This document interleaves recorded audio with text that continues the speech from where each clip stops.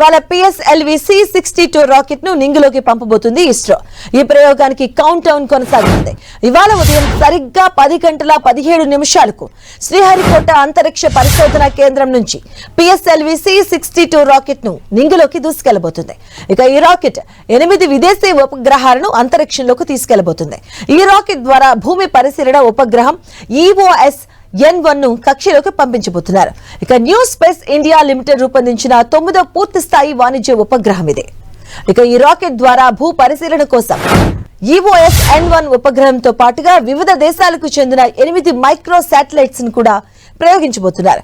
ఈ ప్రయోగంతో 34 దేశాలకు చెందిన 442 ఉపగ్రహాలను మన దేశం నుంచి ప్రయోగించినట్టుగా అవుతుంది. ఇక ఈ మిషన్ లో 2 స్ట్రాప్ ఆన్ బూస్టర్లతో ఉన్నటువంటి PSLV DL వేరియంట్ రాకెట్ ను ఉపయోగిస్తున్నారు. మొత్తం 260 టన్నుల బరువున్న ఈ మిషన్ సుమారు 2 గంటల పాటు కొనసాగబోతుంది. ప్రధాన పెలోడ్ గా DRDO రూపొందించినటువంటి EOS N1 అన్వేష అనే ఆధునిక hyper sectoral health earth observation satellite ను కక్షలోకి ప్రవేశపెడతారు. ఇది దేశ రక్షణ, పర్యవేక్షణ, వ్యవసాయం, పట్టణ మ్యాపింగ్, పర్యావరణ పరిశీలనకు ఉపయోగపడుతుంది. ఇక భారత్ తో పాటు Brazil, Nepal, Thailand, Spain, France, UK దేశాలకు చెందిన 15 చిన్న శాటిలైట్స్ కూడా ప్రయోగిస్తున్నారు.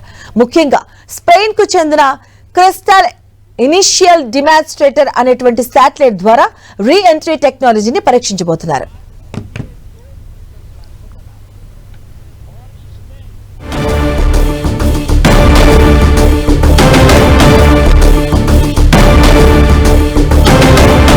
PSLV C-62 రాకెట్ ప్రయోగానికి సంబంధించిన మరింత సమాచారం శ్రీహరికోట నుంచి మా ప్రతినిధి దేవకుమార్ అందిస్తారు.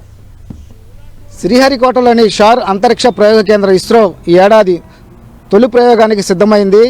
PSLV C-62 అనే రాకెట్ ప్రయోగాన్ని చేపట్టనుంది.